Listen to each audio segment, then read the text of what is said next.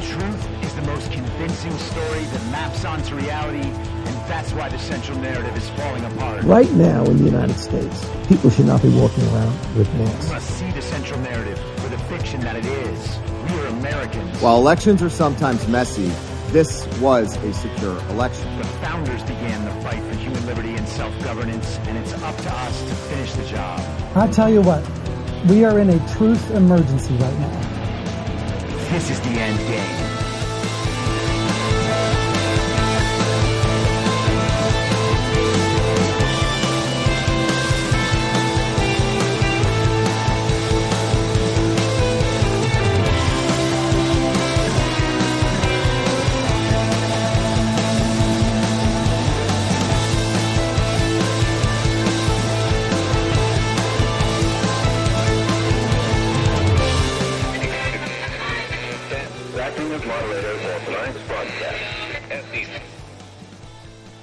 It's Monday, October 28th, 2024, the 1,377th day of dystopia.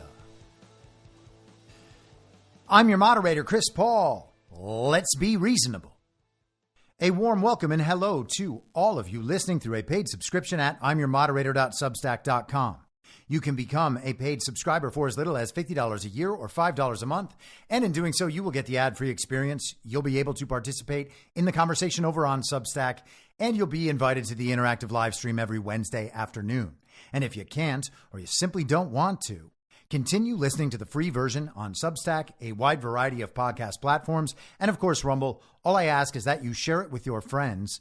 You can find the links to the podcast, the writing, the social media, and the merch site in the show notes or by visiting linktree.com/I'mYourModerator. Anyone who understands the roller coaster we've been on these past few years knows we haven't reached the end yet, and there may still be hard times to come.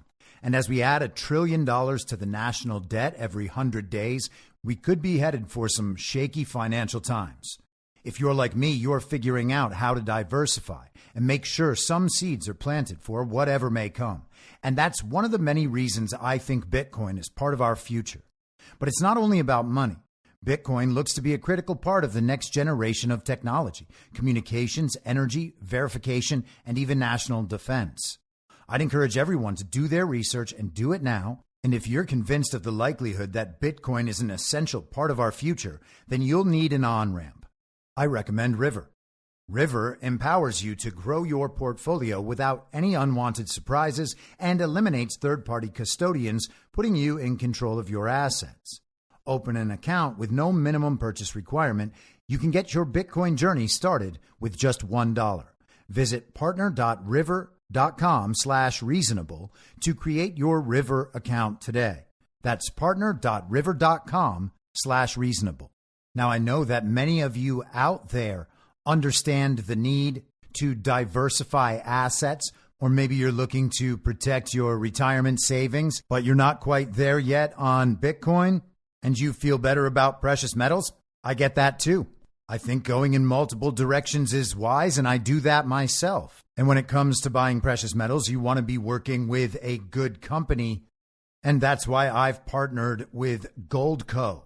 Goldco is a 6-time Inc. 5000 winner, 2022 Company of the Year, and they've helped people like you and me place over $2 billion in gold and silver. And I have gotten silver from Goldco.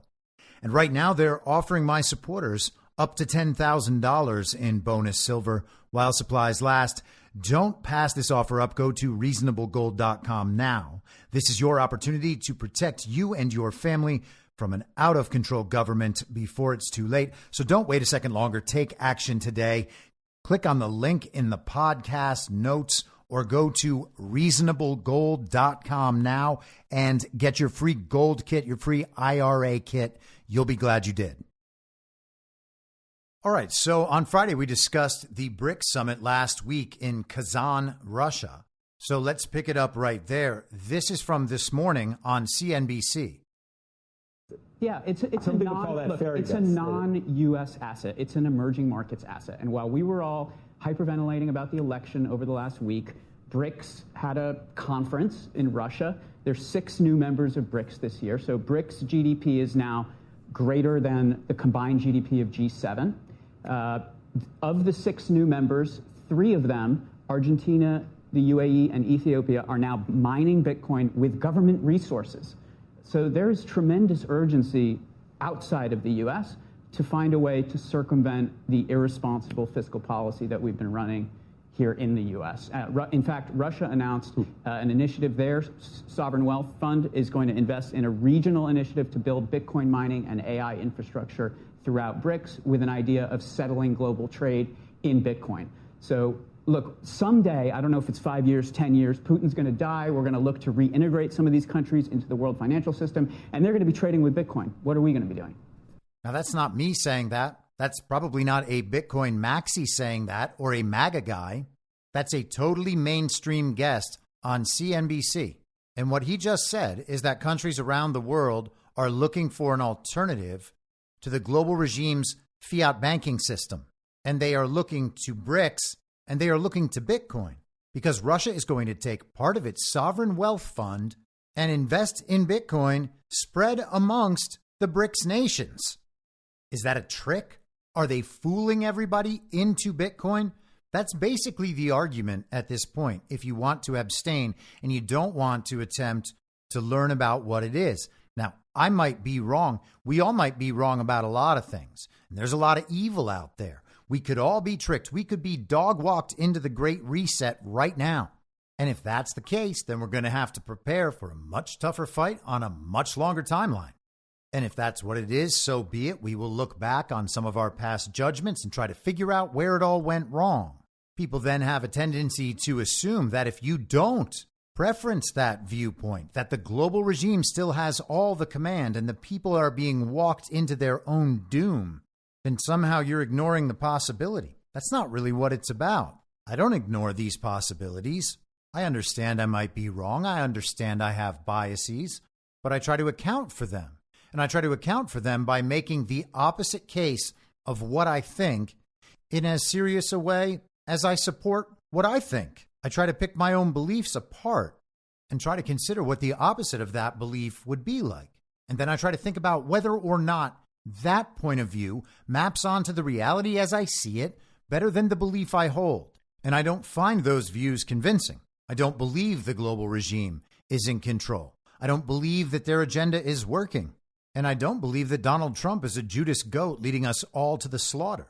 Now, I could be wrong about all of these things, but one thing I'm absolutely certain about is that over the last 9 years, what Donald Trump has done has woken up tens, if not hundreds of millions of people and potentially billions of people worldwide whose culture and information is downstream from American culture and information.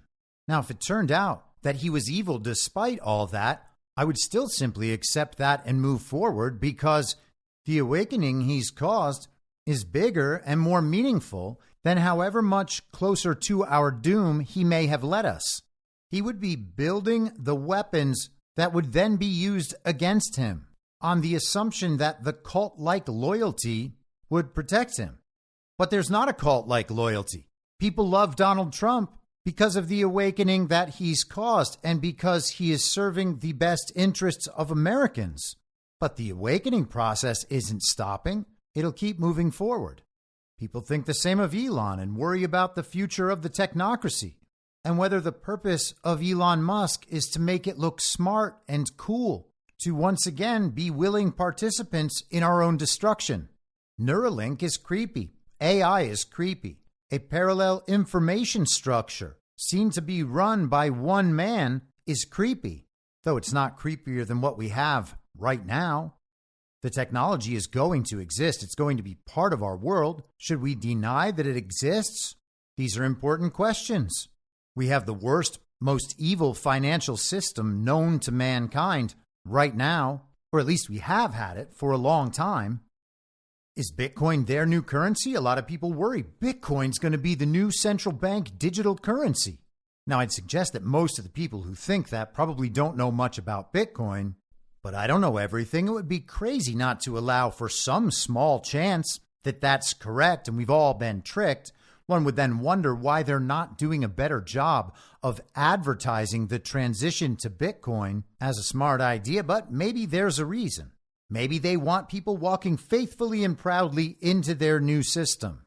It's not hard to create catastrophic scenarios about the thing that you have or the thing that might emerge in the world that has all the signs of the thing you wanted, all the qualities, the characteristics of the thing you had been asking for and demanding from the world.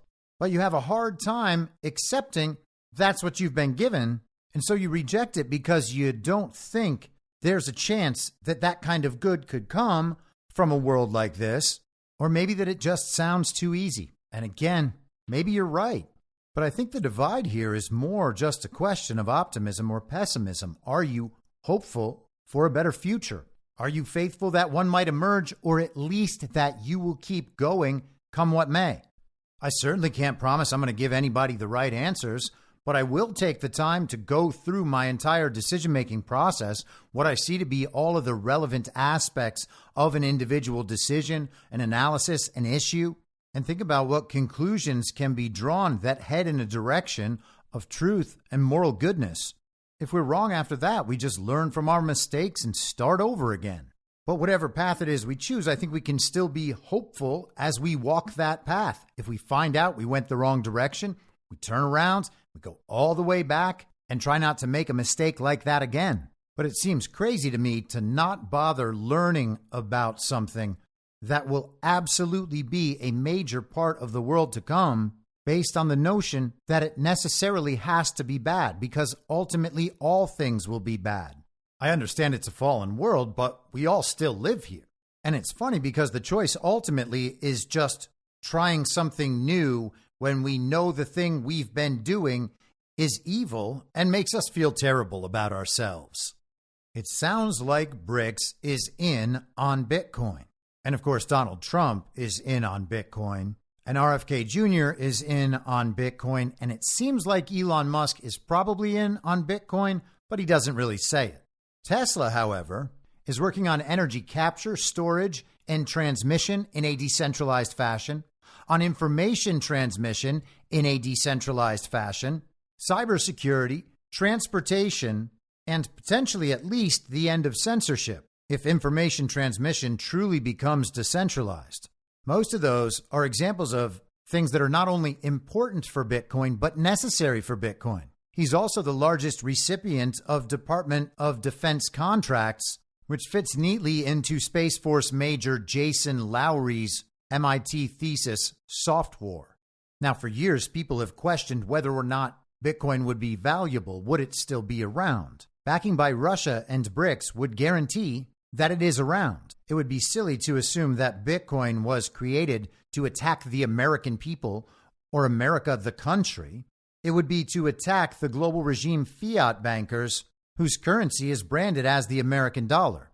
The BRICS countries know that, and Donald Trump has great relationships with those BRICS leaders. So eventually you end up at the point where you have to either say the whole thing is evil or stop picking and choosing the individual parts that you believe are evil, because if those parts are spoiled, it's probably the whole thing. But let's get back into the conference. One of the other major things to emerge from that conference is the Kazan Declaration. This is a Twitter thread that breaks it down. This is from Sputnik International.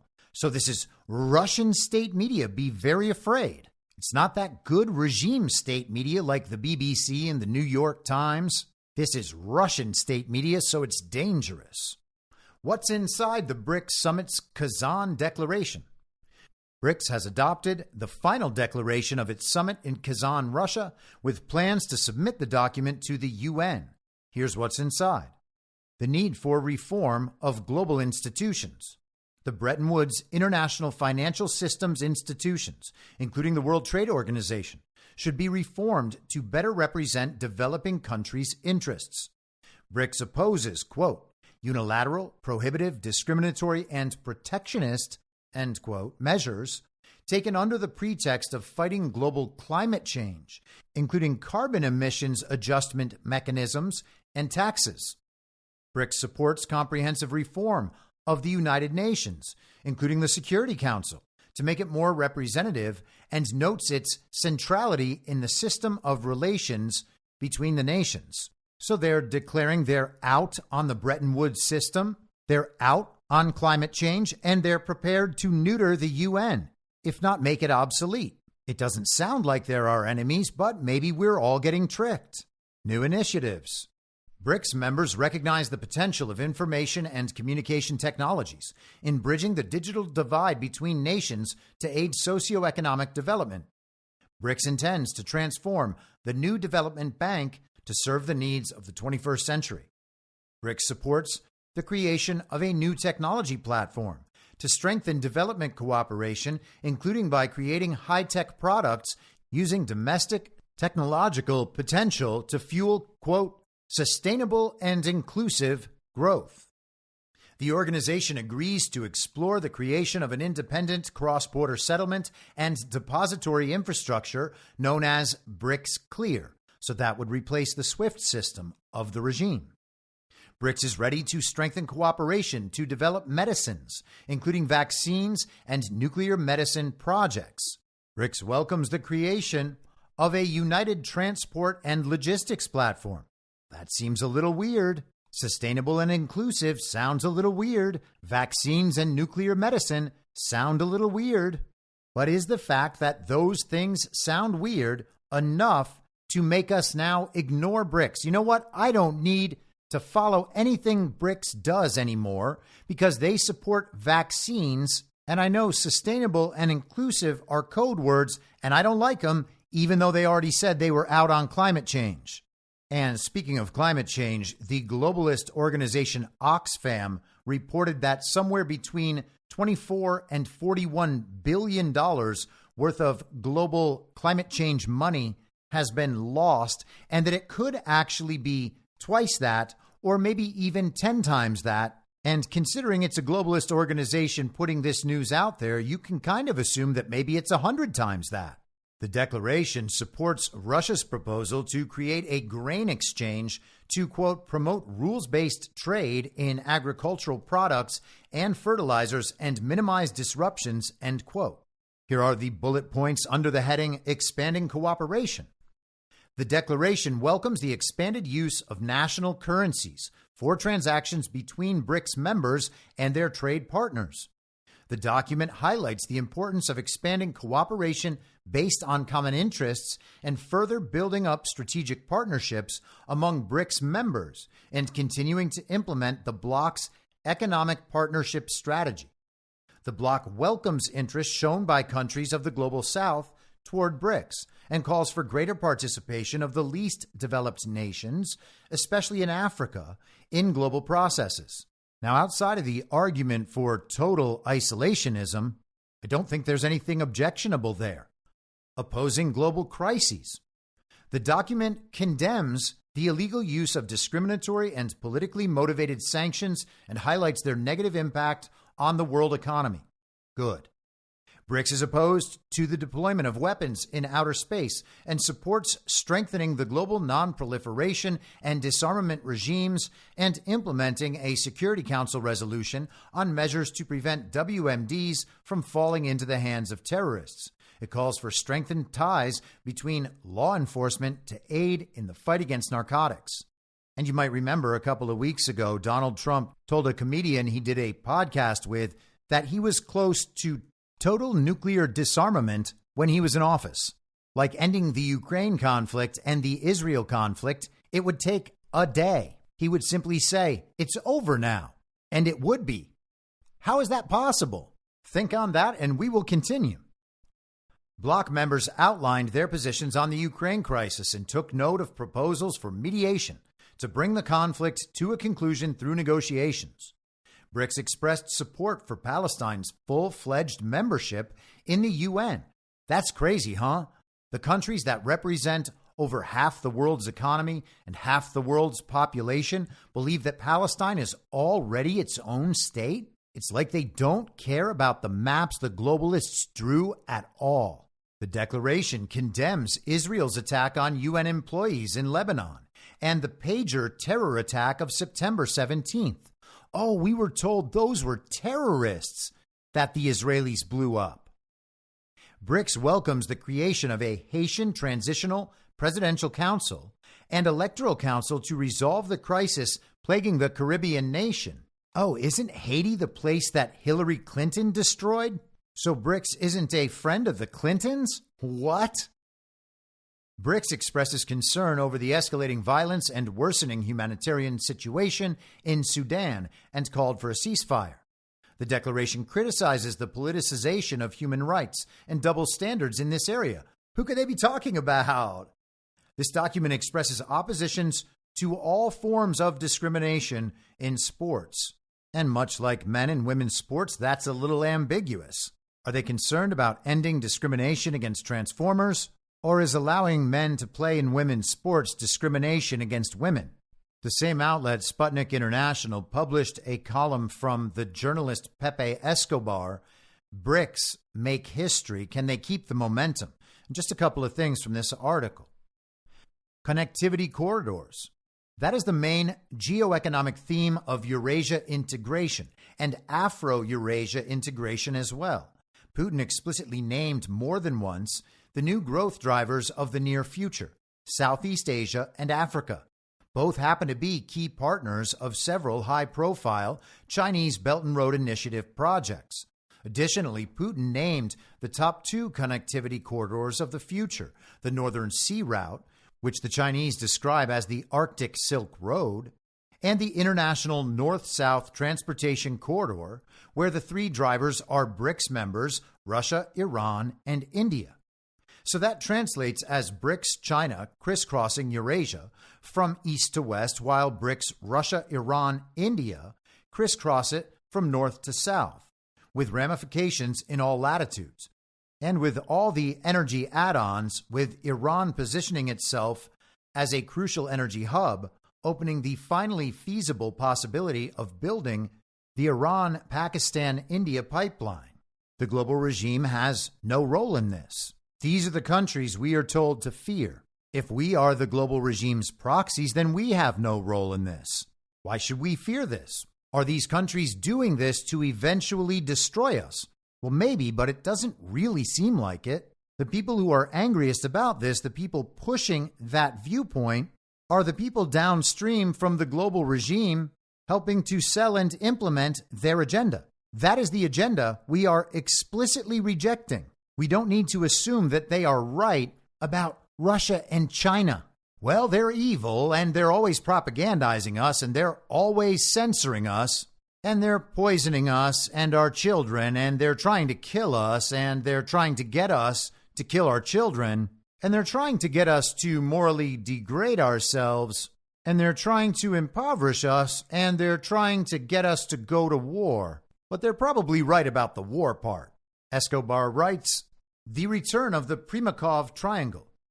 There were immense expectations all across the global majority of a breakthrough in Kazan on alternate payment systems.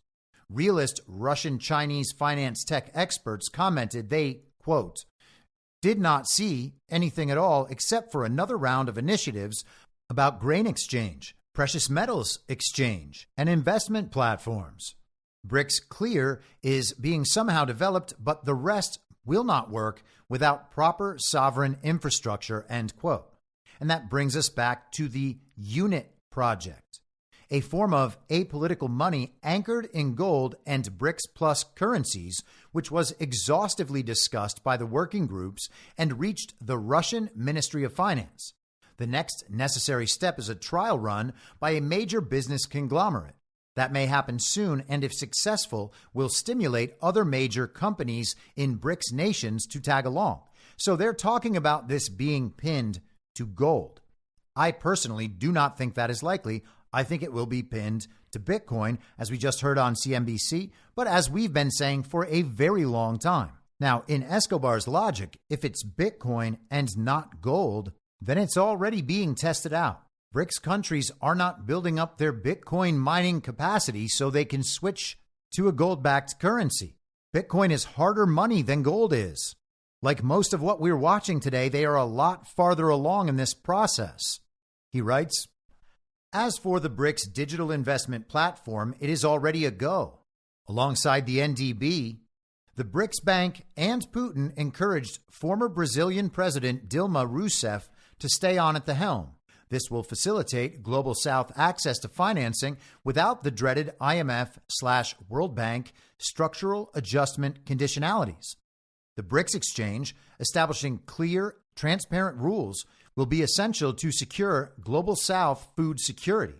The BRICS made it clear that the complex drive toward a new settlement and payment infrastructure is inevitable, but a long work in progress, especially when the G7, which for all practical purposes is hijacking the agenda for the G20 next month in Rio, wants to finance at least $20 billion of a $50 billion package to Ukraine with proceeds from stolen Russian assets.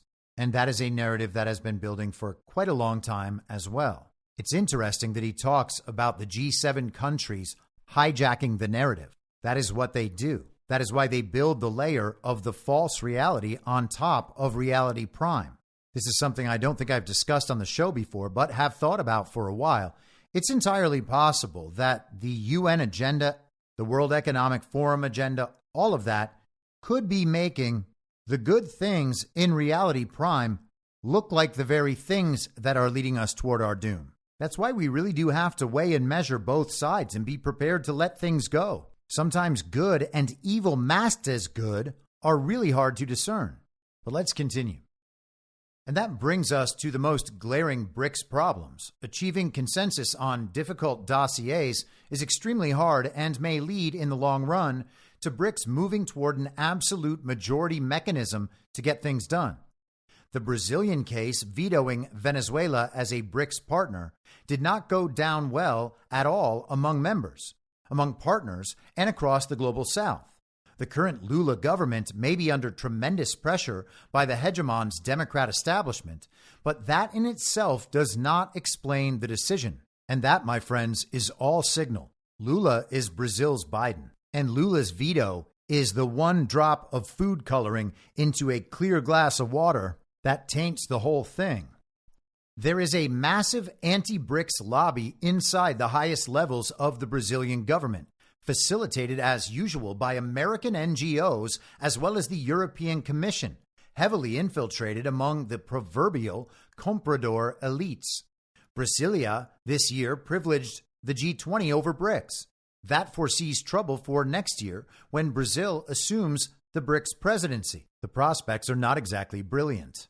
Now, all of this tracks with the understanding that we've been developing about geopolitics over the last few years, the good twin, evil twin dynamic, and the emergence of the multipolar world order. These are the sorts of things you would expect if you were trying to build an alliance of sovereign nations that wanted to remain sovereign while gathering their strength to oppose the global regime, hitting it where it hurts the worst in the currency.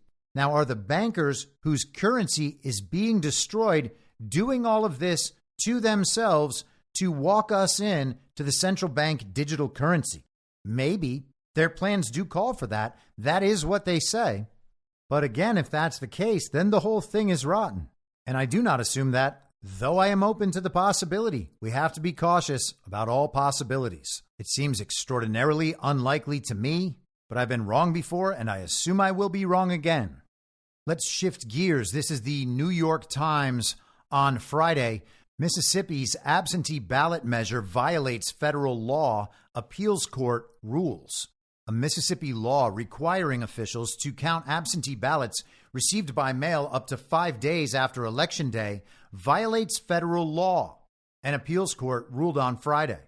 It appeared unlikely that the ruling, which sent the issue back to a lower court, would affect this election, but experts said it could eventually undermine similar practices around the country.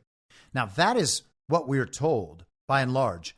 This is not going to affect this election. And by that, they mean this isn't going to change any of the election processes in place right now by the time next week rolls around. But if states go ahead and accept ballots after the fact and then add them into the count, they would have a big problem on their hands. Now, I have no doubt they're prepared to go ahead and do this and hope the lawfare just runs the clock out to the extent that we actually have to progress through this entire fake election narrative. Hopefully we won't. Hopefully stories like this and decisions like this will do the trick, but if we have to go through it, then we're going to see it all play out. Let's continue with the article. The Republican National Committee, the Mississippi Republican Party, and other plaintiffs had challenged the law, arguing that the state had effectively extended each election beyond the date set by federal law. The defendants, including Mississippi's Secretary of State, countered that although all votes must be cast by Election Day, states were free to take longer to receive and count the votes. In a written opinion, a 3-judge panel on the U.S. Court of Appeals for the Fifth Circuit disagreed, but stopped short of blocking the law. Congress statutorily designated a singular day for the election of members of Congress and the appointment of presidential electors, wrote Judge Andrew Oldham, a Trump appointee. Text, precedent, and historical practice confirm this day for the election is the day by which ballots must be both cast by voters and received by state officials. That is from the judge's decision. So one, in quotes, day for the election, not 7 weeks of voting and then 3 more weeks of counting, 1 day for the election. And of course, that was before they changed over the electoral processes in this country. Why did they do that? None of it's been legitimate the entire time. I assume this will go up to the Supreme Court, and the Supreme Court will decide that ballots cannot be counted if they come in after Election Day. And that's going to invalidate a whole lot of elections. The panel sent the case back to the district court, which had sided with the defendants to reconsider the case. But the appellate judges said the lower court should give, quote, due consideration to the value of preserving the status quo in a voting case on the eve of an election, end quote. The decision applies only to Mississippi, Louisiana, and Texas, which are under the Fifth Circuit's jurisdiction. But its logic, if applied around the country, would invalidate similar laws in about 20 states that count absentee ballots received after Election Day, including the battleground state of Nevada. Legal experts said the Supreme Court would be unlikely to review the case before November 5th and issue a ruling that would apply nationally because the court is generally reluctant to alter voting rules so close to an election. And the Mississippi Secretary of State said it had concluded the ruling would not take effect before Election Day. But the Mississippi case is almost certain to wind up before the High Court at some point, says an election law expert at NYU. Michael Whatley, chairman of the RNC, applauded Friday's ruling as a, quote, major win for election integrity. He went on, we will continue to defend the law, fight for protection of every legal vote, and stop election interference in our country's most important election. Liberal groups that had opposed the lawsuit said the Fifth Circuit's ruling could cast a shadow over the practice of counting absentee votes received after Election Day, sowing mistrust in a presidential contest that polls show is extremely close. Well, yes, some fake news polls do show a close election. People do believe it is a close election, but of course it's not even a real election, much less a close one. Also, polls have no bearing on constitutional law. Those running elections should be very concerned if they are counting votes past Election Day. Perhaps they are counting on that. Maybe there are people on that side who would love to see the quote-unquote election run again. But regardless, at some point in the near future, receiving and counting quote-unquote votes past Election Day will not be happening. Let's skip down toward the end. The political implications are unclear. There are indications that not counting absentee ballots that arrive after Election Day could actually hurt Republicans, said Michael McDonald, a political scientist at the University of Florida who studies voting. For example, people in rural areas are more likely to skew Republican and are more likely to be affected by mail delays that cause their absentee ballots to arrive late, Mr. McDonald said. Democrats who have mail ballots in hand, they're returning their mail ballots at a faster rate than the Republicans are right now, he said. Well, Michael McDonald, I guess we'll just have to take our chances. You have to understand that trick, though. The New York Times just tried to make it sound to any Republican who might read this that there's a good reason why they should want ballots to be received after Election Day. And they're convincing the child brains in their audience to once again believe that the Republicans are so concerned about election integrity that they're actually just hurting themselves. The article also notes that a prior attempt in the Seventh Circuit failed after the plaintiffs were ruled to have a lack of standing. Now, over the weekend, Trump was involved in 2 different media events that are probably now the top 2 political campaign events in any of our lifetimes. He went on Joe Rogan's podcast and then headlined a massive rally yesterday at New York's famed Madison Square Garden, 25,000 people inside, and an estimated 75,000 more people just hanging out outside the arena, having their own impromptu MAGA rally. We talk about things being narratively too big to rig. They are narratively too big to rig. Everyone who's paying attention is aware of these events. Anyone who follows Trump, anyone who has woken up at any point during the Trump era, anyone who is able to watch either of these 2 events rationally and forming their own opinions about what it is they saw will know that the media's portrayal of these events is entirely inaccurate. And while I'm sure there are people who will watch one or the other and still come away not liking Trump, I think it would be really hard for anyone to believe that everybody else hates Donald Trump, or that the Donald Trump portrayed by the media actually represents Donald Trump the man. These media events are basically litmus tests for the Trump deranged. Is it possible to actually pay attention to these events and still believe that the majority of the country hates Donald Trump right along with them? That's impossible. Every one of the anti-Trump narratives the media has thrown at Donald Trump over the last 9 years has now failed. All of them are broken. All of them are gone. No one who's actually paying attention and being honest actually believes Donald Trump is racist, or that Donald Trump is literally Hitler, or that Donald Trump is a rapist, or that he's corrupt, or that he's stupid. All of it has failed. There is now a negative social consequence attached to talking about Donald Trump in those terms. MAGA is now cool in the mainstream. Now, I don't want to spend a ton of time on either of these events because they're important in the narratively too big to rig sense, and I'm glad they happened, but we're not the primary target audience of those events. I do want to hit a couple moments. This is from the Rogan interview. By the way, I called it. I said he just got himself indicted.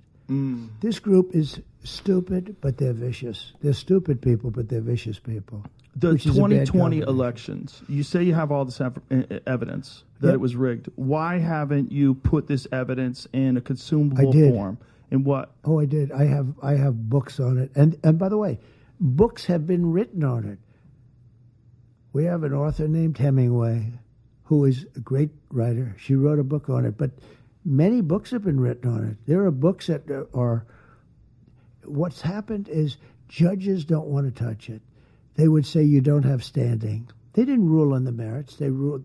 The merits never got there. The judges didn't have what it took to turn over an election. Let's talk about the potential vulnerabilities for elections and election fraud. One of them is mail-in ballots. The other one is if someone can break into voting machines, if someone can hack voting machines. Those are 2 huge ones. So and Elon can be Musk, done? Elon Musk, I think he said it publicly. I hope he did because I wouldn't want to be the one. But he's a really smart guy, and he's a very good guy with computers, right? You'd say he's one of the smartest people alive. Anybody that can land that 20-story building and perfect and boom. While he's doing Starlink, while he's talking Tesla, to me, while he owns Twitter, and then he agrees to Starlink, and he tweets 100 times a day. He's an amazing guy. Right? Yeah, he said to me that unless you have paper ballots, it can never be an honest election. That's a big statement. It's a big statement. We should go to paper ballots. You know, France did. They went to mail-in voting, and it was all messed up. What can the amazing thing with the machines? So we have the machines. They cost 10 times more. A paper ballot would cost 8%. And they make paper ballots, they're all watermarked and everything else. They're very sophisticated. But if you take a look, paper ballots, 8% the cost, and you're done by 9 o'clock in the evening, right? Now we have these sophisticated machine. It goes up to heaven. It goes all over the place and down and around. and they say, we'll need 2 weeks to figure out who the hell won the election. Do you think that's by design? Yeah, I do. I think it's very crooked. That's my opinion. You're allowed to have an opinion. All right, so some of the commentary after the Rogan interview was released on Friday night and into Saturday throughout the day, particularly coming from standard issue villagers on the uniparty right, was that Donald Trump didn't make his case that elections in our country are stolen and that he has the quote unquote evidence to prove it. Now, to make that case, you would have to think that the evidence that proves it isn't already widely available. And of course it is, and it has been for 4 years.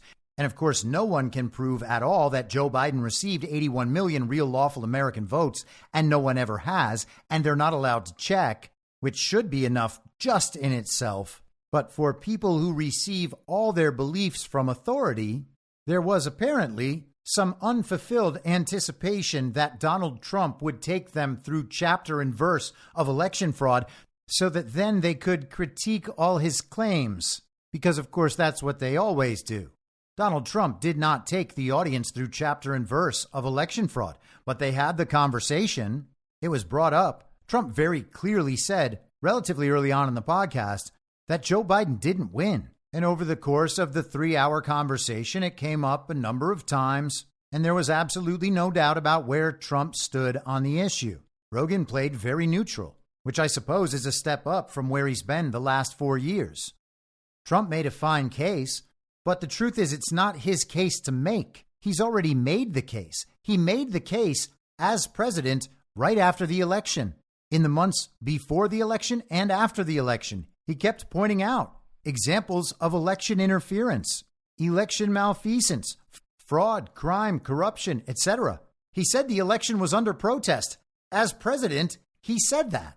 The information has been out there for anyone who wants to look.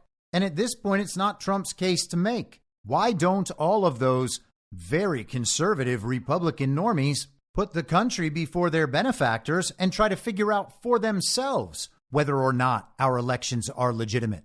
People who've spent the last 4 years ignoring our fake elections do not get to be critiquing the case Donald Trump made on Joe Rogan while they're just having a normal conversation. Trump made it clear that the machines are unreliable. Again, that's all you should need to know.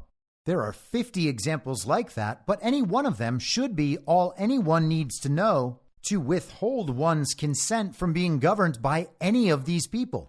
Trump talked about paper ballots. He also talked about watermarked paper ballots.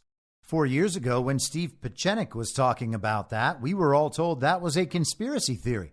Hey, maybe it was, but it probably isn't. And Trump's talking about it, and apparently Elon talks about it too.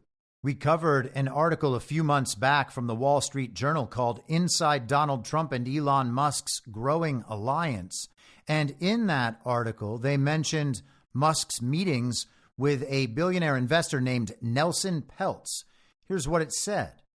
Musk, along with the billionaire investor Nelson Peltz, has also briefed Trump on a plan they have developed to invest in a data-driven project to prevent voter fraud, according to some of the people. So Elon's definitely been paying attention to the problem and working on it on what seems to be a fairly high level. And during his speech at Madison Square Garden last night, Donald Trump said this about Elon Musk.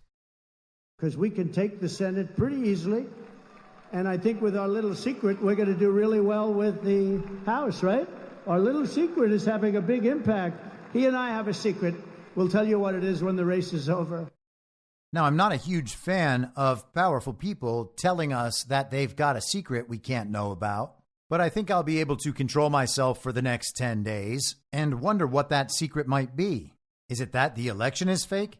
Is it that the fake election is going to be fake canceled? Is it some method of election integrity to guard the fake election? Is it about a potential reprisal if the regime does something dumb? Or could Trump and Elon be taunting the regime in a way that suggests something much bigger than what the TV reports as the outcome of a fake election? It's worth keeping in mind that Jeff Bezos may well be following the Elon Musk model. After a weekend of freakouts, most especially by former Washington Post editor and Victoria Nuland husband Robert Kagan, The latest is that Jeff Bezos wants to turn the Washington Post into a more conservative outlet. Now, is that a good thing or a bad thing? Do we need the Washington Post to retain its prominent place in our culture by pretending to be our friend while we are still so desperate and groveling for allies that we're simply happy to forgive the Washington Post simply as an act of convenience? That would be ridiculous. We don't actually need a mainstream media. People are constantly concerned about the laws that govern mainstream media and who's allowed to say what. But the truth is we don't need a mainstream media and shouldn't have a mainstream media. We certainly don't need to allow media brands to rehabilitate their image simply by switching from one brand of the uniparty to the other.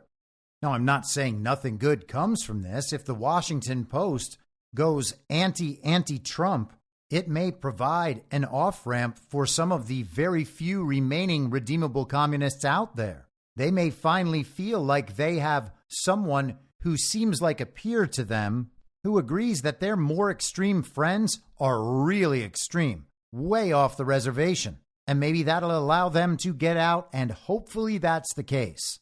But I don't think that means we need to decide that Washington Post is good now and begin assuming that they're really reporting the real news. Now, speaking of reporting really real news just all the time, Tucker Carlson was one of the guests who was invited to speak at Madison Square Garden, and there was one part of his speech that I really liked a lot. Here it is.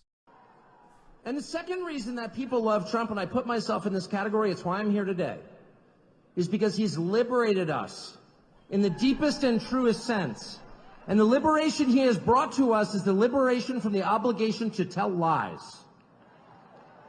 Donald Trump has made it possible for the rest of us to tell the truth about the world around us. And that's the single most liberating thing you can do for people. If you want to enslave people, if you want to degrade them, force them to tell lies. And they have. They forced us to lie about everything at gunpoint, effectively. They put people in prison for refusing to lie. And not just the obvious lies that men can become women or Vladimir Putin blew up the Nord Stream pipeline. No, honestly, he did. January 6th was an insurrection. They were unarmed, but it was very insurrection-y. Not even the obvious ones, but the big lie. You know what the big lie is? The big lie is that they're impressive. That's what the big lie is. That the people in charge have somehow earned the right to rule over you, and they haven't. And you know that. These are the single most useless people in the United States. They have no skills whatsoever. They've got 3/4 of the money, and they didn't earn it. They set up a system precisely for the purpose of awarding themselves wealth and power when it's undeserved. You look at Liz Cheney and you ask yourself honestly, what skill could she possibly have that allowed her to send hundreds of thousands of people to their deaths? Did she earn that? I don't think she did. No fair system would make Liz Cheney powerful. No fair system would make Larry Fink rich. No fair system would elevate someone like Kamala Harris to a presidential nomination. She's never been accused of doing anything useful. She has precisely no achievements. She's a nominee without getting a single vote. She is a metaphor for the system they created to make themselves rich and powerful, and then they have the gall to lecture you, the people who can actually change a flat tire and repair a power grid, who have useful jobs, who pay your taxes and work 40 hours a week, lecture you that you are somehow immoral. And Donald Trump has empowered the rest of us through mostly just sticking around in the face of their hate and abuse and persecution. He has given the rest of us the right to call BS on the charade. No, you are not better than us. No, you are not smarter than us. No, you do not deserve what you have. You probably stole it. No, you're not going to bully me into silence anymore. And I can promise you at this point, 9 days out, when Robert F. Kennedy Jr. and Elon Musk and Tulsi Gabbard and pretty much every high school senior and college shorty girl in the country has come out finally saying, yeah, I am for Donald Trump, actually. When the entire country has realized there is nothing embarrassing about this. What's embarrassing is to take a perfectly great country and destroy it, as they have, I'm not ashamed. You should be. At that moment, it's going to be pretty tough for them 10 days from now to look in the eye to America with a straight face. It's going to be pretty hard to look at us and say, you know what? Kamala Harris, she got 85 million votes because she's just so impressive. Now, as usual with Tucker, I'm not on board with all of that, but his point about Donald Trump liberating the people to tell the truth is absolutely dead on. Donald Trump has been the catalyst of the awakening. I can't imagine that anyone else could have done that. I actually posted on Saturday afternoon on Truth Social and on Telegram, Donald Trump is the extraordinarily unlikely solution to the problem of how to righteously preside over a totally brainwashed population with all the evil power in the world in opposition. I don't know that it could have possibly been done in any other way by any other person, but somehow or another, whether totally random circumstance or the result of a grand, magnificent plan of absolute control, it has happened. Donald Trump has liberated the people to tell the truth again. Now, that's not to say that everyone has accepted their liberation or that everyone wants to tell the truth. There are a lot of people out there who have no interest in telling the truth and prefer the rewards of the system. And I wish those people the best of luck, but for everyone else, we're going to keep moving forward. Now, the media last week made an attempt, all assets deployed, to say that Donald Trump was literally Hitler again for the 9th year running, based on claims that were published in a book 2 years ago about comments that were supposedly made like 7 years ago. And that failed. And then they tried a Donald Trump groped me while Jeffrey Epstein watched sexual assault story from 31 years ago. And both of those fell flat. No one cared because no one believes it. Then Kamala held a quote unquote rally in Houston the other night where the 30,000 people who attended thought they were getting a free Beyonce concert and instead were treated to Beyonce walking out on stage dressed like a futuristic witch in front of a sign that says vote for reproductive freedom, which is nothing more than a pro-abortion sign. Beyonce, a woman who has been credibly accused of witchcraft by a band member, came out not too long after a number of white-coated scientists and doctors, the priestly class of the false reality, went out on stage to talk about how important abortion is. After performing her weird seance, Beyonce simply left. There was no performance. And the fans began leaving the arena immediately and booing Kamala during her speech because the people in the building came for Beyonce, not Kamala. This is what they've been doing for years, since the Obama era. Hillary Clinton had one of these events. Saturday, November 5th, 2016. This is CNN, Jay-Z and Beyonce, headline concert for Clinton. Hey, Kamala, where is Jay-Z? Why are all of Diddy's friends coming out and endorsing Kamala so hard? Where is the star power? This was supposed to be Kamala Harris's big event. Make the entire campaign about abortion. Look, she got Beyonce. Beyonce did a concert. Nope, Beyonce didn't do a concert, and Kamala got booed in her big moment. Somehow over the weekend, Kamala figured out how to make it even worse. She went to a black church yesterday and did this. Weeping may endure for a night, but joy cometh in the morning.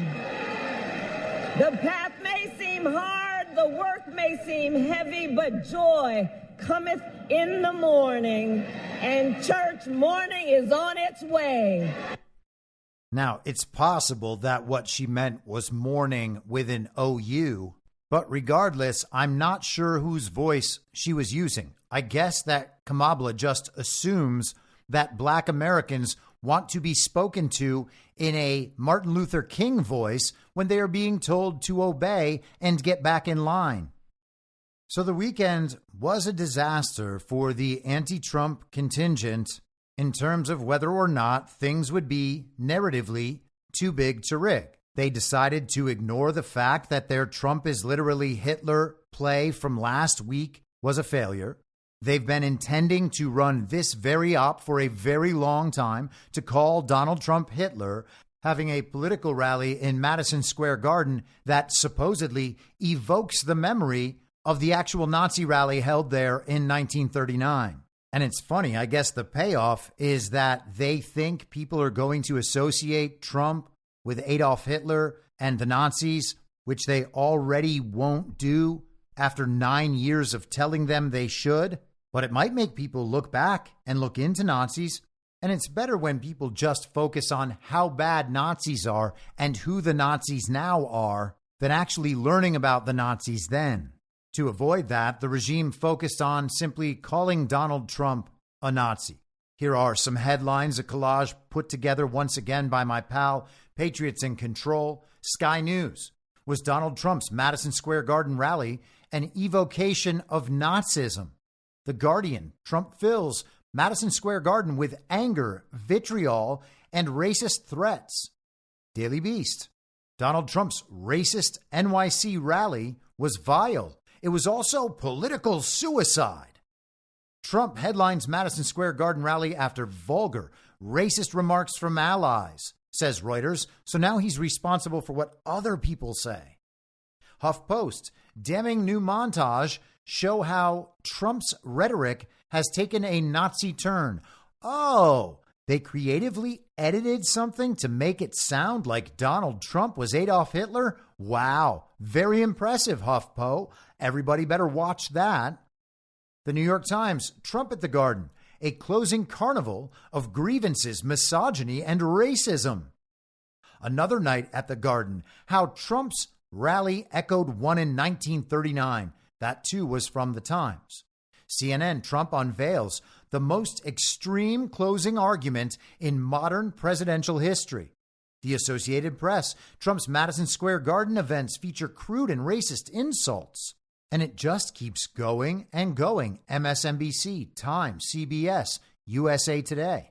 One more, full on, all hands on deck, Trump is literally Hitler media movement.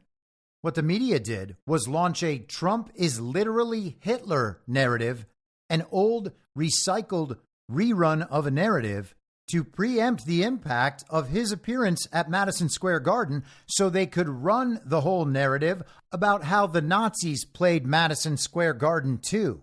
But of course, that's not the entire arc. This morning on NBC News, extremists inspired by conspiracy theories pose major threat to 2024 elections, U.S. intelligence warns. And this is from NBC News' Brandy Zadrozny, who spends all her time on MSNBC when she's not debunking conspiracy theories and pointing out who's anti-vax and QAnon. She is one of the false reality's top normies. U.S. intelligence agencies have identified domestic extremists with grievances rooted in election-related conspiracy theories, including beliefs in widespread voter fraud and animosity toward perceived political opponents, as the most likely threat of violence in the coming election. Now, as one of those conspiracy theorists, I will tell you, I've seen absolutely nothing about violence after this election. We don't need violence. The entire point of this period was to avoid violence and to avoid a civil war. The regime's number one goal is a civil war. That's part of the playbook. They try to cause a civil war on the way out, so they never get all the way out. And then because they're behind the civil war, they're on the winning side of the civil war. And once they've won the civil war, then they bring themselves right back to power. Sometimes they even increase their power, as they did after our first civil war. Violence and civil war are regime goals. They are regime wins. We don't want that. All we asked for was legitimate elections, and they spat in our faces. Let's continue. In a joint intelligence bulletin that was not distributed publicly, but was reviewed by NBC News, agents from the FBI and the Department of Homeland Security warned state and local law enforcement agencies that domestic violent extremists seeking to terrorize and disrupt the vote are a threat to the election and throughout Inauguration Day. The report identified the potential targets as candidates, elected officials, election workers, members of the media, and judges involved in election cases. The potential threats include physical attacks and violence at polling places, ballot drop boxes, voter registration locations, and rallies and campaign events. Now, if I didn't know better, I would say that the FBI, DHS, and Brandy Zadrozny are cooking up conspiracy theories. They're making baseless claims, but because those claims are derived from the authoritative source, they become true automatically, and then we have to refute them. We are supposed to believe that there are roving bands of Trump supporters out there plotting violence against local election officials. It is preposterous. Now, perhaps this will be a justification for them putting the fencing and the troops back around the Capitol from maybe November 5th all the way through January 20th, or who knows how long. But otherwise, and considering the source, this seems designed to play right into the narrative last week of Donald Trump as literally Hitler, the rally being a Nazi rally, and all of Donald Trump's supporters, the election deniers and conspiracy theorists, the Nazi foot soldiers who are about to go commit violent acts against their political opposition. Next, we'll be told that they chose for themselves the enemies within and took direct action against them. We are going to see entire narrative lines pushing toward a civil war, and we should be prepared for that. There will be all types of provocations. Back to the article. The October internal report was among several intelligence documents obtained through public records requests by Property of the People, a nonprofit focused on government transparency. And then they handed them over to Brandy Zadrozny of NBC. Got it. Federal agents regularly provide that type of threat assessment to state and local law enforcement agencies through formal bulletins. But I guess they just didn't this time. It's a very real threat, though. Very real.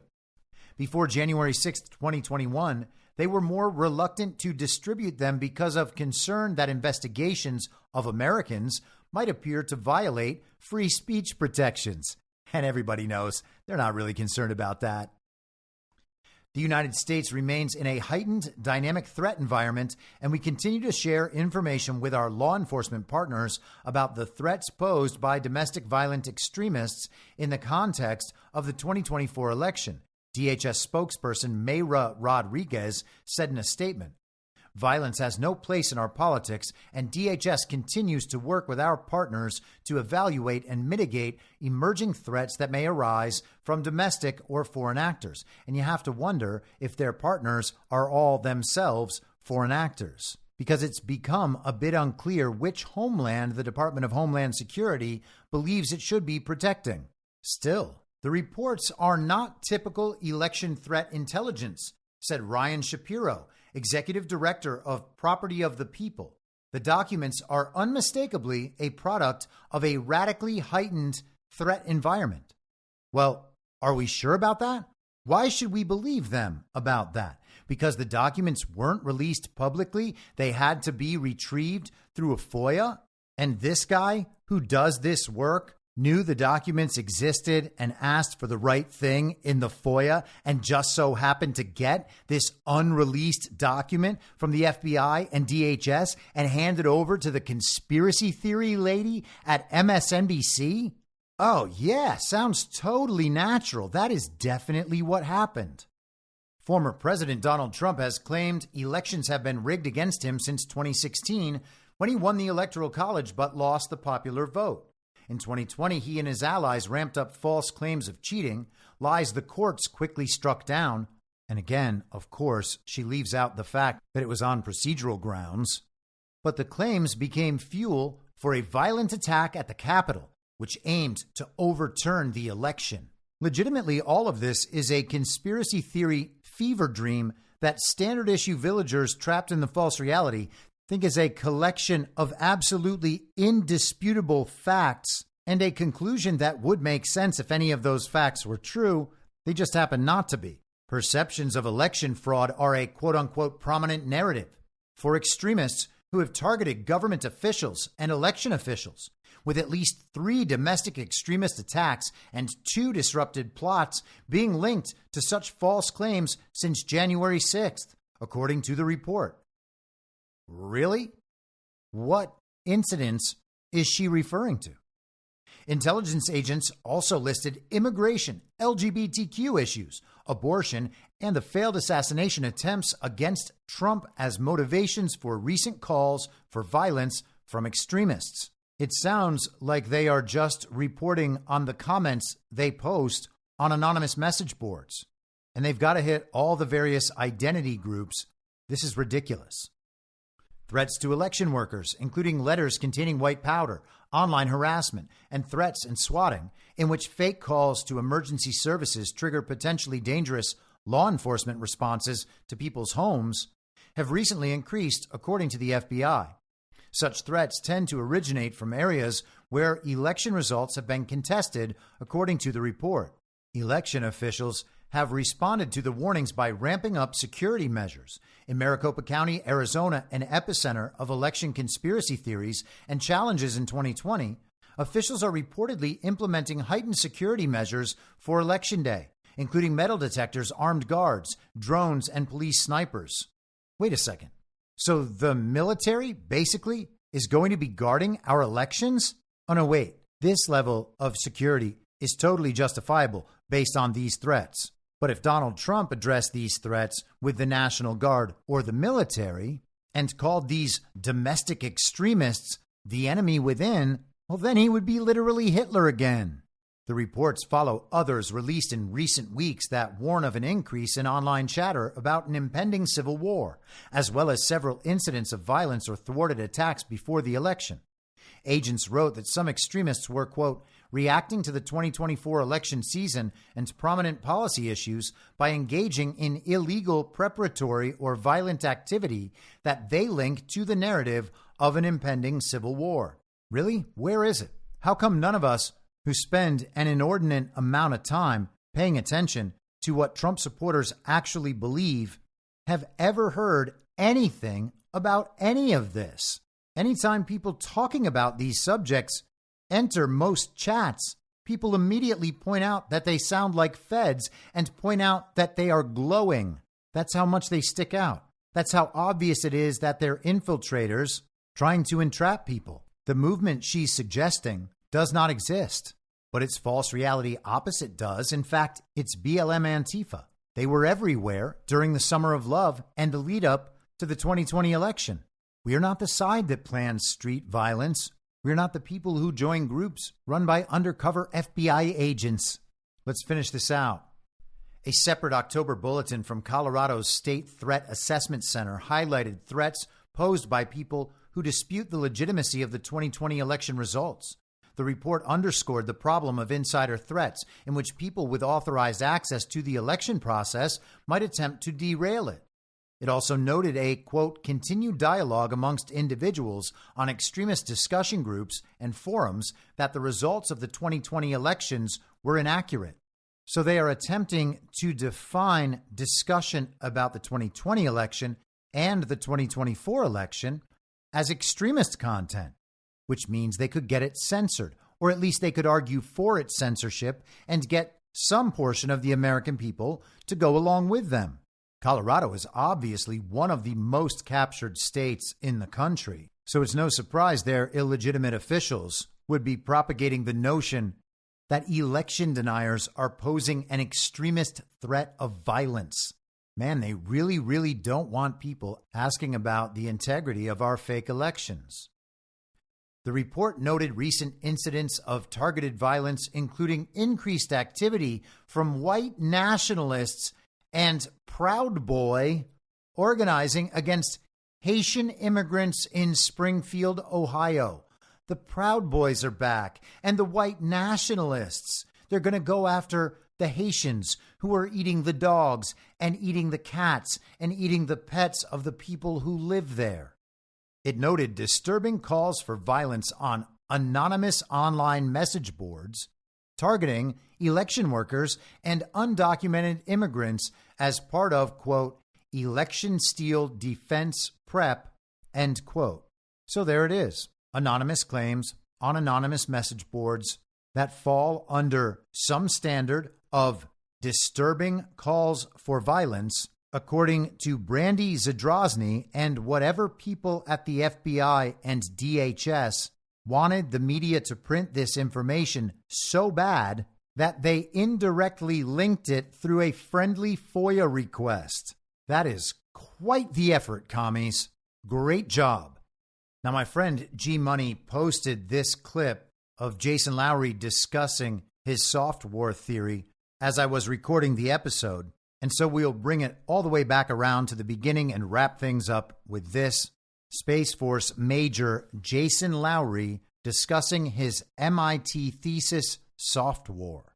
You get back to this conversation that we had before, which is if they've got nukes and you don't, then the only response, the only rational response, like you have no choice. You must master this technology. You have to adopt it as quickly as possible. If the world is adopting a physical power projection technology for cyberspace, a new base layer physically secure internet, and the only way to attack people through it is by collateralizing their bits, i.e. by using Bitcoin, then you must adopt this technology. This is not a conversation. This is not a negotiation.